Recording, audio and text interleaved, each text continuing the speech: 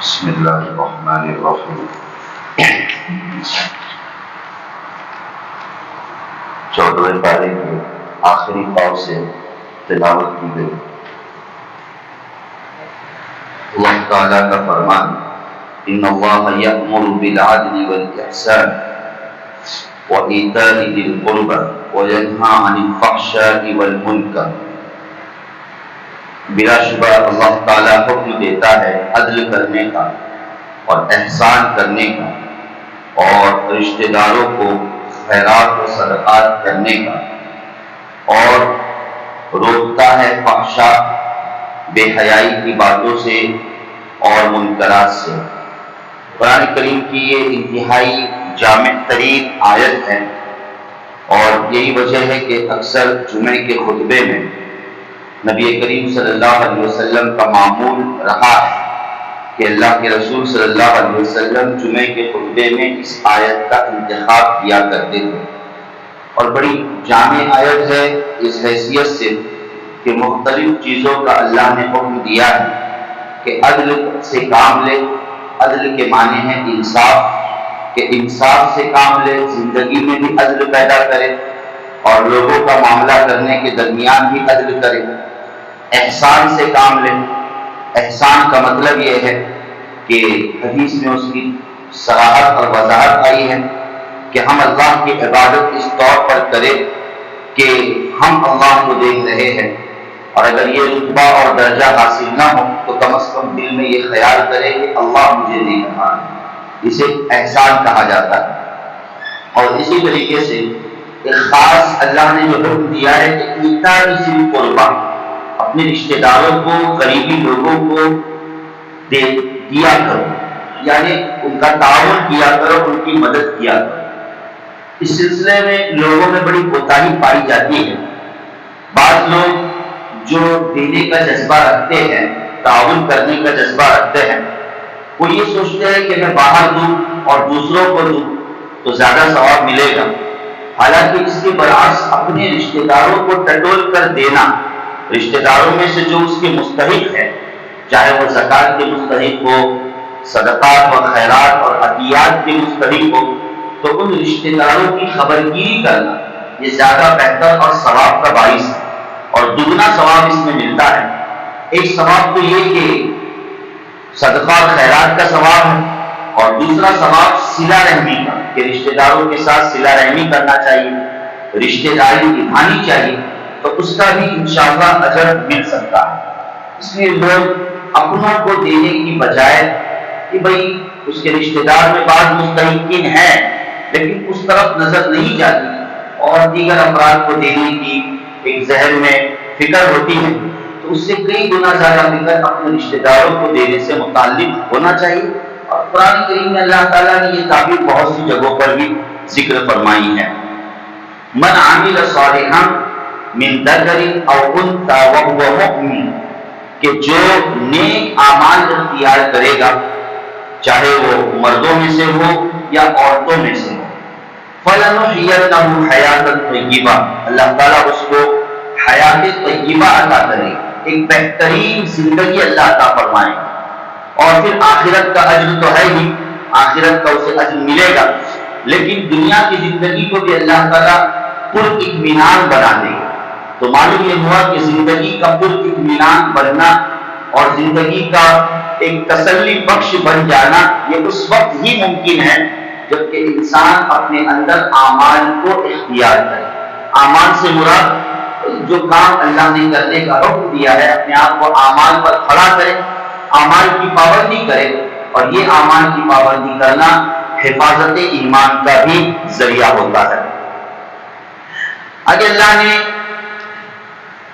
ایک اصول یہ ذکر فرمایا ہے کہ الا من اکرہ وقلبہ مطمئن بالایمان، کہ کوئی شخص مجبور کیا جائے اس بات پر کہ وہ زبان سے کفریہ کلمات نکالے، زبان سے کفریہ کلمات نکالے، تو اس مجبوری کی وجہ سے اس کو اجازت ہے، لیکن شرط یہ ہے کہ قلبہ مطمئن بالایمان، اس کا دل ایمان سے مطمئن رہے۔ اس آیت کا ایک پس منظر ہے ابتدائی زمانے میں جب اللہ کے رسول صلی اللہ علیہ وسلم نے اسلام کی دعوت شروع فرمائی اور لوگوں کو توحید کی طرف بلایا، تو آپ کی دعوت پر لبیک کہنے والے چند ہی محدود اور مخصوص افراد تھے۔ ان میں سے اکثر وہ تھے جو غلام تھے، غریب صحابہ تھے، جیسے حضرت بلال حبشی رضی اللہ تعالیٰ، حضرت خباب رضی اللہ تعالیٰ، حضرت عمار رضی اللہ تعالیٰ، حضرت یاسر رضی اللہ تعالیٰ، اور حضرت عورتوں میں حضرت سمیہ رضی اللہ تعالیٰ عنہا۔ اگرچہ حضرت خدیجہ رضی اللہ تعالیٰ عنہا نے بھی اول درجے میں ایمان لے آئے، لیکن یہ جو صحابہ جن کا نام لیا گیا وہ غریب قسم کے صحابہ تھے اور ان پر بہت ہی ظلم کیا جاتا تھا، ان پر بہت ہی ظلم کیا جاتا تھا۔ لہذا حضرت یاسر رضی اللہ تعالیٰ عنہ کو بدبخت ابو جہل نے شہید کر دیا۔ حضرت یاسر رضی اللہ تعالیٰ عنہ کو ابو جہل نے قتل کر دیا اور شہید کر دیا، اور اسی طریقے سے حضرت سمیہ رضی اللہ تعالیٰ عنہ جو ان کی بیوی تھی، حضرت سمیہ رضی اللہ تعالیٰ عنہ، ان کے ساتھ ایسا وحشیانہ کام کیا کہ آپ کے دونوں پیروں کو اونٹوں سے باندھ دیا، ایک عورت ذات کو اونٹوں سے باندھ دیا اور ایک اونٹ کو ایک طرف اور دوسرے اونٹ کو دوسری طرف دوڑانے پر آمادہ کیا، اور ایک تیر آپ کی شرمگاہ میں مار دیا جو تیر ان کے منہ سے نکل گیا۔ اس قدر ظلم اس ابو جہل نے کیا حضرت سمیہ رضی اللہ تعالی عنہا کے ساتھ، اور یہ اسلام کی سب سے پہلی شہیدہ تھی۔ کتنا بڑا مقام ہے میاں بیوی کا کہ شوہر بھی اللہ کے راستے میں سب سے پہلے شہید ہو رہے، اور اسی طریقے سے حضرت سمیہ رضی اللہ تعالی عنہا بھی اللہ کے راستے میں سب سے پہلی شہیدہ بن گئی۔ تو بہرحال یہ عجیب منظر تھا، تو اس موقع پر حضرت عمار رضی اللہ تعالیٰ عنہ پر ظلم ہو رہا تھا، حضرت بلال رضی اللہ تعالیٰ عنہ پر ظلم ہو رہا تھا۔ ایک طرف حضرت بلال پر جب ظلم ہو رہا تھا تو وہ ایمان سے ہٹ نہیں رہے، بلکہ آپ بالکل ثابت تھے، اور مشہور ہے کہ آپ کی زبان سے احد احد کے الفاظ نکل رہے تھے کہ میں ہرگز زبان سے بھی کلمہ کفر نکالنے کے لیے تیار نہیں ہوں۔ لیکن حضرت عمار رضی اللہ تعالیٰ عنہ پر جب ظلم کیا گیا تو حضرت عمار رضی اللہ تعالیٰ عنہ کی زبان سے کلمہ کفر نکل گیا۔ ظاہر ہے کہ انسان کی طبیعت اور فطرت اتنی برداشت کر سکتی ہے، تو ان کی زبان سے کفریہ کلمہ نکل گیا تاکہ یہ ظلم رک جائے۔ لیکن جب بعد میں احساس ہوا تو روتے روتے نبی کریم صلی اللہ علیہ وسلم کی خدمت میں حاضر ہوئے اور کہا اللہ کے رسول صلی اللہ علیہ وسلم سے کلمہ کفر نکلا۔ اس موقع پر اللہ تعالیٰ نے یہ آیت نازل فرما کر بتلا دیا کہ الا من اکرہ، اگر زبردستی کی جائے اور مجبور کیا جائے تو انسان اپنی جان کی حفاظت کی خاطر کلمہ کفر زبان سے نکال سکتا ہے۔ جیسے آج کل کے حالات ہمارے سامنے، اللہ حفاظت فرمائے کسی پر یہ حال نہ لائے، اللہ تعالیٰ کسی پر یہ حال نہ لائے، لیکن بہرحال اس طریقے کا اگر معاملہ آ جائے اور انسان اپنی زبان سے کوئی غلط کلمہ کلمہ کفر زبان سے نکالتا ہے، یاد رکھیے کہ وہ بھی کلمہ کفر کو سمجھنا ضروری ہے، کلمہ کفر کو یہ بات بھی سمجھنا لازم اور ضروری ہے۔ جب یہ ہمارے داخلی میں جب اس طریقے کے واقعات پیش آئے تھے چند روز پہلے، ہم سب جانتے ہیں، تو بعض ایک شخص نے مجھ سے جب بات کی، تذکرہ کیا اور میری اس سے گفتگو ہوئی، تو اس شخص نے یہ بات کہی کہ اگر زبان پر اس کلمے کو لائے تو حرج کیا ہے، کوئی غلط تھوڑی ہے وہ کلمہ، نعوذ باللہ من ذالک، یہ غلط بات۔ ہمارے کتنے مسلمان بھائیوں کو پتہ بھی نہیں کہ کلمہ کفر کیا ہے اور کلمہ کفر کیا نہیں ہے۔ ایک ہے کہ مجبوری میں آپ کہہ سکتے ہیں، لیکن اس کلمہ کفر کو کلمہ کفر سمجھنا بھی ضروری ہے، اگر آپ اس کو جائز سمجھیں گے اور کہیں گے کہ اس سے کوئی ایمان پر زد نہیں پڑتی تو یہ تو بہت غلط بات ہے اور ایمان پر حملے کی بات ہے۔ تو ایسے موقع پر مجبوری میں زبان سے کلمہ نکل گیا، لیکن دل میں اللہ پر ایمان ہے، یقین ہے، دل مطمئن ہے، تو ایسی صورت میں انشاءاللہ اس کلمہ کفر کا کوئی اثر نہیں پڑے گا۔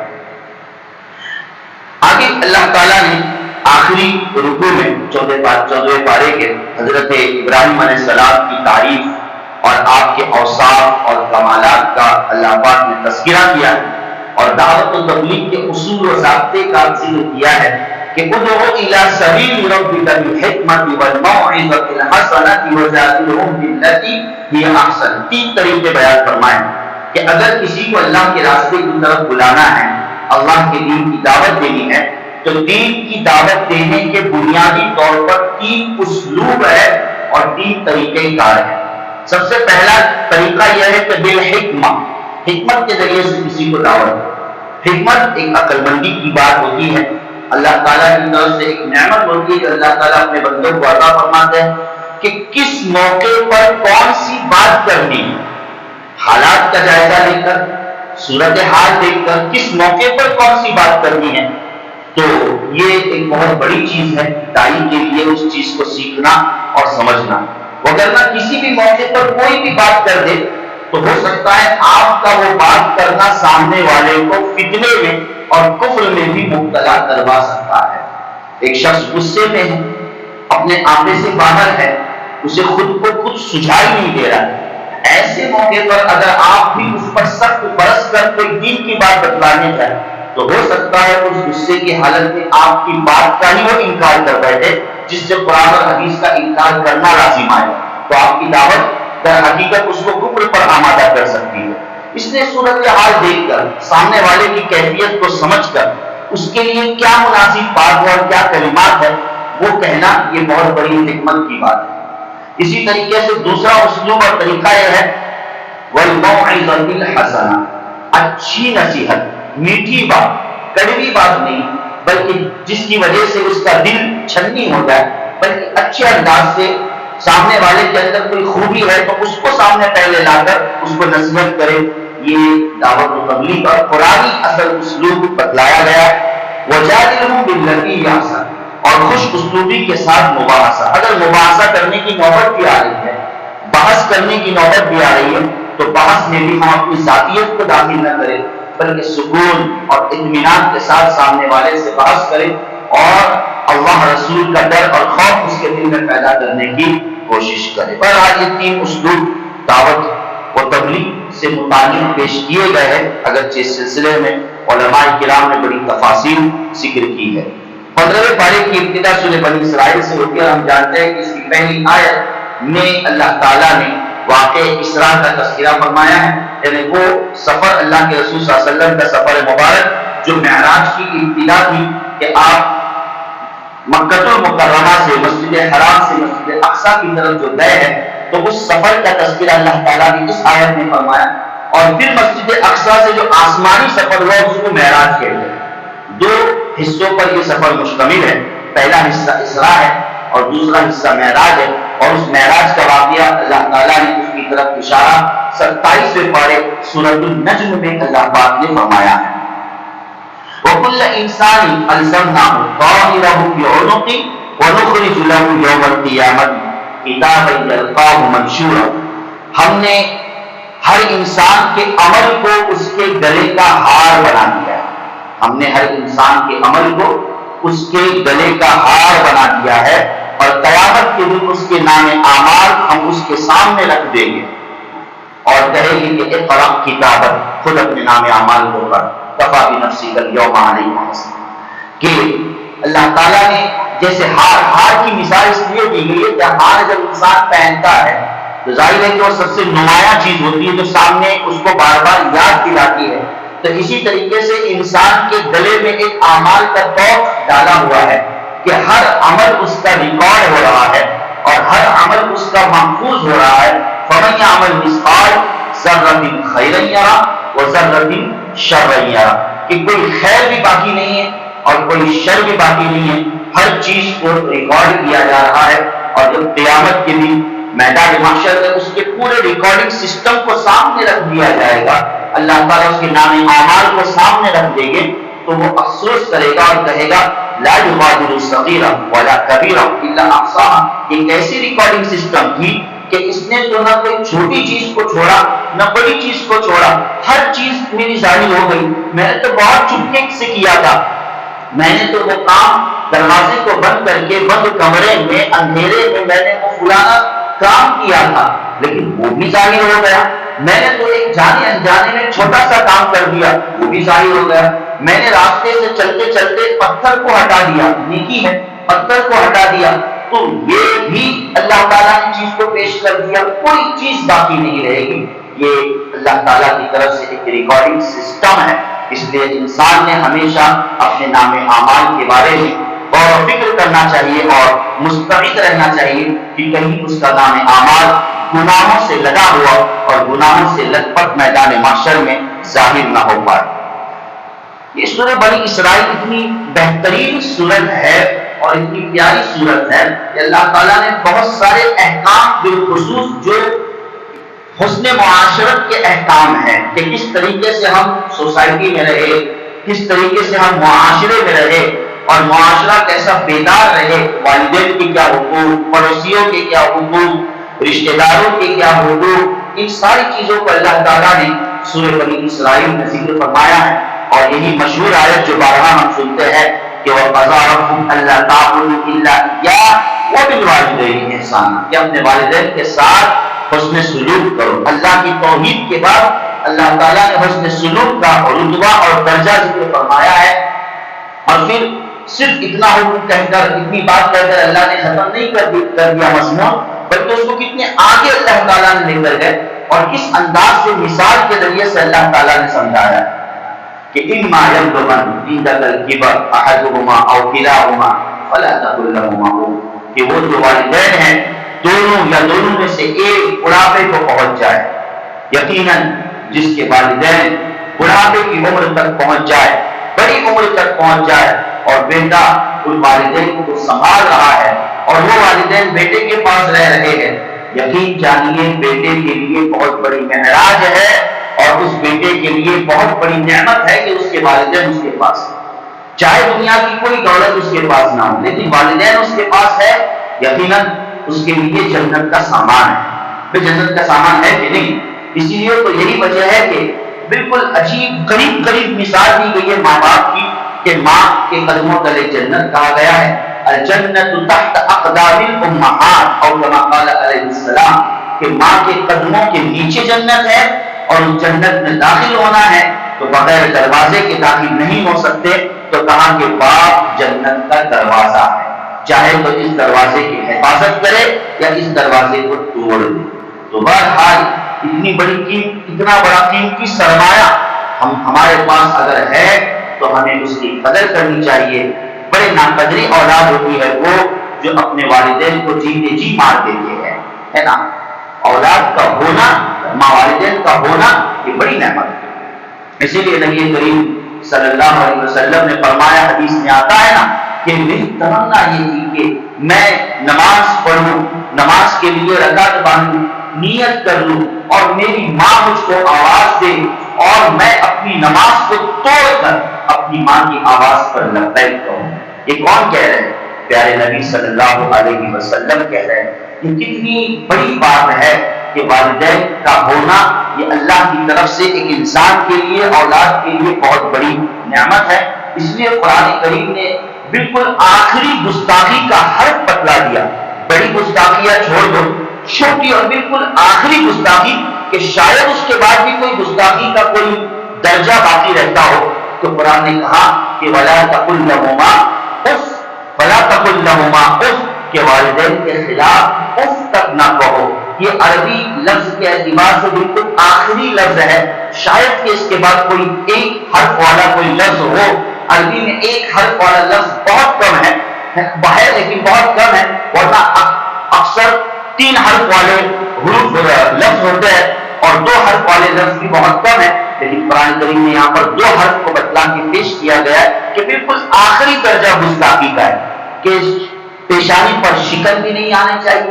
والدین ستا ہے، والدین غصہ دلا رہے یا والدین کی کوئی ایسی حرکت یا ان کا کام جو اولاد کو پسند نہیں آ رہا ہے لیکن پھر بھی اولاد اس کو برداشت کر رہی ہے، یقین جانیے یہی ان کی جنت کو سنوارنے کا اور دنیا میں رہتے ہوئے جنت کو بنانے کا اللہ تعالیٰ ان کے لیے سامان مہیا فرما رہے ہیں. تو دعا کرنی چاہیے. قرآن نے یہ بھی بتلایا ہے کہ جب زندہ ہے تب ان کی قدر کرنی ہے جب دنیا سے چلے جائے انتقال ہو جائے تو انتقال ہونے کے بعد بھی ان کا احترام کرنا ہے اور انہیں بھولنا نہیں ہے۔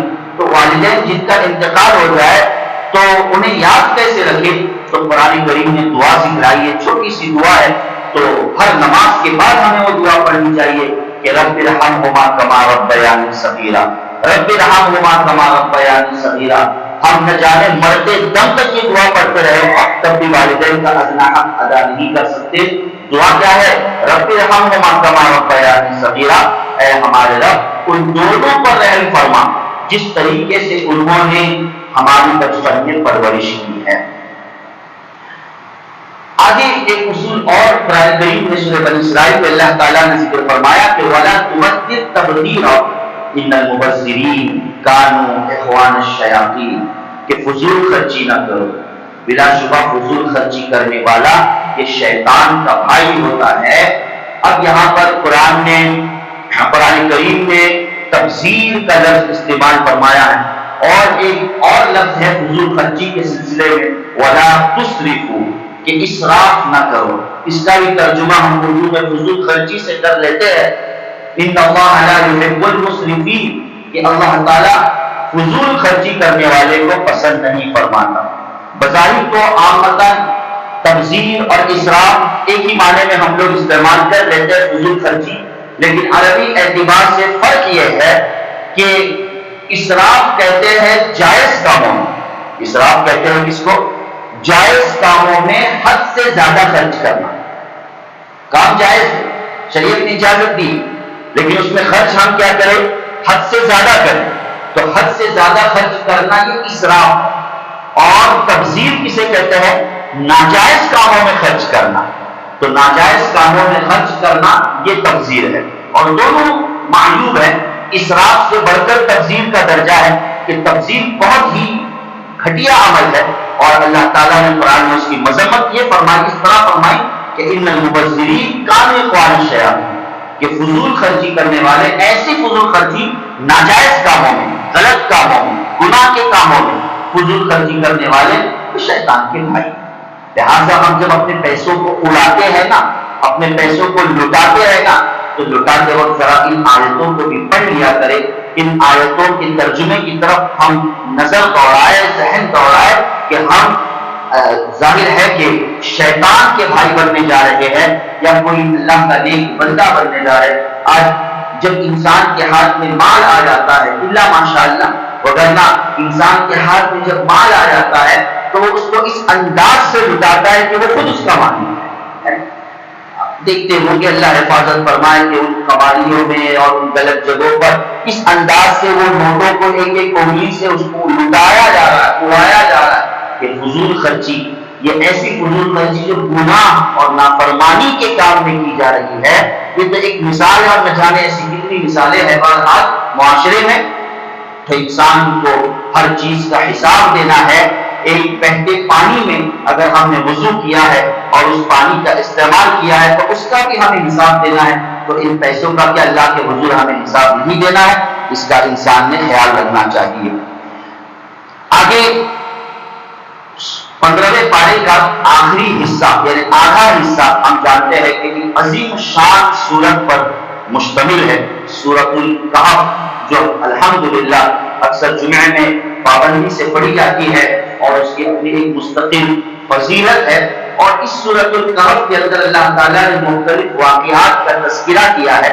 اصل میں اس سورت کا پس منظر یہ ہے کہ یہودیوں نے اکسایا اور یہودیوں نے کفار اور مشرکین کو اس بات پر آمادہ کیا کہ نبی صلی اللہ علیہ وسلم سے پوچھا جائے، 3 قسم کے سوالات کیے کہ اگر یہ 3 سوالات دیں گے تو یہ نبی برحق ہے۔ حالانکہ ایسا کتنی دفعہ ہو آپ صلی اللہ علیہ وسلم نے سوالات کے جوابات دیے لیکن وہ ایمان میں داخل نہیں ہوئے۔ تو وہ 3 سوالات کون سے؟ وَيَسْأَلُونَكَ عَنِ الرُّوحِ، روح کسے کہتے ہیں؟ ایک سوال جو 15ویں پارے میں گزر چکا ہے۔ دوسرا سوال کہ اصحاب کہف سے کون مراد ہے، ان کا کیا واقعہ اور کیا قصہ ہے؟ اللہ تعالیٰ نے سورہ کہف کے اندر اس واقعے کا تذکرہ فرمایا۔ اور تیسرا سوال یہ تھا کہ ذی القرنین کون تھے علیہ السلام، تو ذی القرنین کا کیا واقعہ ہے اس کو پیش کیا جائے۔ چنانچہ اللہ تعالیٰ نے اس سورت کو نازل فرمایا اور اس سورت کے اندر وہ مختلف واقعات کی طرف اللہ تعالیٰ نے اشارہ کیا جن میں سر فہرست کہف کے واقعے کو اللہ نے ذکر فرمایا، جس کو ہم جانتے ہیں کہ چند نوجوانوں کے ذریعے سے اللہ تعالیٰ نے کس طریقے سے کام لیا ہے، اور ظاہر اللہ کی قدرت ہے، اللہ کی شان ہے، اللہ کے لیے کوئی چیز بڑی نہیں ہے۔ انسان کے لیے چیزیں بڑی چھوٹی ہو سکتی ہے، اللہ کے لیے کوئی چیز بڑی نہیں ہے، اللہ کے لیے ہر بات آسان ہے۔ کہ ان غار والوں کو اور ان نوجوانوں کو اللہ تعالیٰ نے اتنا بڑا مقام عطا کیا، اور ان کو غار کے اندر اللہ نے سلایا، اور اللہ تعالیٰ کا وہ سلانا ظاہر ہے کہ صرف ایک دن کے لیے، 4 دن کے لیے، ایک ہفتے کے لیے، ایک مہینے کے لیے نہیں، بلکہ صدیہ در صدیہ گزر گئی۔ قرآن کریم نے اس کی مقدار میعاد کو بتلایا ہے کہ جس غار کے اندر وہ نوجوان سوئے تھے، کتنے سالوں تک سوئے تھے۔ قرآن کریم نے کہا ہے وَلَبِثُوا فِي كَهْفِهِمْ 300 سِنِينَ وَازْدَادُوا تِسْعًا۔ کتنے سال؟ 309 سال۔ 309 سال اللہ تعالیٰ نے ان غار میں ان نوجوانوں کو سلایا، جس 309 سال میں دنیا کہاں سے کہاں چلی جاتی ہے اور کہاں سے کہاں تک تبدیل ہو جاتی ہے، اور 309 سال کے بعد وہ نوجوان جب اٹھتے ہیں اور آپس میں تذکرہ کرتے ہیں کہ بھائی کتنا سوئے، کسی نے کہا آدھا دن سوئے، کسی نے کہا 1 دن سوئے، جیسے کہ عزیر علیہ السلام کا واقعہ گزر چکا ہے۔ تو بہرحال اتنا بہترین واقعہ اللہ تعالیٰ نے زمین پر پیش فرمایا ہے، یہ سورہ کہف کا واقعہ ہے۔ اسی طریقے سے دوسرا واقعہ اصحاب ذی القرنین علیہ السلام والتسلیم کا ہے، جو ایک نبی تو نہیں تھے بلکہ ایک نیک صالح بادشاہ تھے، اور اللہ تعالیٰ نے ان کو دولت عطا فرمائی کیا، اور انہوں نے پوری دنیا کا اکثر و بیشتر حصے کا سفر کر لیا تھا، اور یاجوج و ماجوج کے بند کرنے کا آپ ذریعہ بنے، اور کل قیامت میں جس دیوار کو حضرت ذی القرنین نے کھڑا کیا تھا، اسی دیوار کو یاجوج و ماجوج توڑیں گے، اور فتنے یاجوج و ماجوج کا ظہور ہوگا۔ اب یہ قوم کہاں ہے، کون سے علاقے میں ہے، کس ملک میں ہے، اس سے قرآن بھی خاموش ہے اور حدیث بھی خاموش ہے۔ اب اللہ بہتر جانتا ہے کہ کس علاقے میں واقع ہے، لیکن ہمیں یقین رکھنا ہے، اس لیے کہ یہ قرآن کا حصہ ہے، اس پر ایمان لانا لازم اور ضروری ہے۔ اور پھر اس سورہ پارے کے آخری، یعنی سورہ کی بلکہ سورہ کہف کا جو آخری حصہ ہے، جو بہترین حضرت موسیٰ علیہ السلام اور حضرت خضر علیہ السلام کے واقعے پر مشتمل ہے، کہ ایک طرف نبی ہے موسیٰ علیہ السلام، اور دوسری طرف خضر علیہ السلام جو کہ نبی نہیں بلکہ ایک اللہ والی شخصیت ہے۔ تو ایک طرف ولایت اور ایک طرف نبوت۔ موسیٰ علیہ السلام نبی تھے، تو ولایت اور نبوت جب مل جاتی ہے، تو اس دونوں کے مل جانے کے بعد اتنے فوائد، اتنے بہترین ثمرات حاصل ہوتے ہیں، اور وہ جو تھوڑا وقتی سفر ہوتا ہے، اس سفر سے کتنے فوائد حاصل ہوتے ہیں۔ اس لیے نبی کریم صلی اللہ علیہ وسلم نے فرمایا کہ اللہ تعالیٰ حضرت موسیٰ علیہ السلام پر رحم فرمائے، کاش کہ موسیٰ علیہ السلام خاموش رہتے۔ بڑا واقعہ کہ جب کوئی غلط کام بظاہر ہوتا ہوا نظر آتا، موسیٰ علیہ السلام زبان کھولتے اور کہتے کہ تم نے ایسا کیوں کیا؟ تو خضر علیہ السلام کہتے کہ میں نے شرط لگائی تھی کہ خاموش رہو، جو ہو رہا ہے خاموشی سے دیکھتے چلے جاؤ، اگرچہ میں اس واقعے کو سطحی طور پر پیش کر رہا ہوں، اس کی تفصیل اپنی جگہ پر موجود ہے۔ تو اللہ کے نبی صلی اللہ علیہ وسلم نے فرمایا کہ کاش کہ موسیٰ علیہ السلام اور خاموش رہتے تو اور بہت سی باتوں کا ظہور ہوتا، اور بہت سی اللہ تعالیٰ کی طرف سے خزانے ہمارے سامنے ظاہر ہو جاتے تھے۔ بہرحال ایک بڑا دلچسپ سفر اور دلچسپ واقعہ ہے۔ خصوصاً میں کہوں گا کہ سورہ کہف کا مطالعہ کیا جائے، اس کو تو جمعہ میں پابندی سے پڑھنا ہی ہے فضیلت کو حاصل کرنے کے لیے، لیکن اس کے علاوہ سورہ کہف کو لفظ پر لفظ اس کا ترجمہ اور اس کا مطلب پڑھنے کی مختصر طور پر کوشش کی جائے، اس سے بہت سے فوائد انشاءاللہ حاصل ہو سکتے ہیں۔ اور یہی سورہ کہف کی آخری آیت میں اللہ تعالیٰ نے ایک ترغیب اور ایک تشکیل کی ہے، بڑی بہترین اور پیاری ترغیب ہے کہ فَمَنْ كَانَ يَرْجُو لِقَاءَ رَبِّهِ فَلْيَعْمَلْ عَمَلًا صَالِحًا، جو اپنے رب کا دیدار کرنا چاہتا ہے، جو اپنے رب سے ملاقات کرنا چاہتا ہے۔ دنیا میں انسان کی کمزور آنکھیں اللہ کا دیدار تو نہیں کر سکتی ہے، نہیں دیکھ سکتی ہے۔ موسیٰ علیہ السلام نے بھی کہا تھا کہ اللہ میں دیکھنا چاہتا ہوں، لیکن موسیٰ علیہ السلام بھی دیکھ نہیں پائے، بلکہ اس تجلی کی وجہ سے پہاڑ خاکستر ہو چکا تھا۔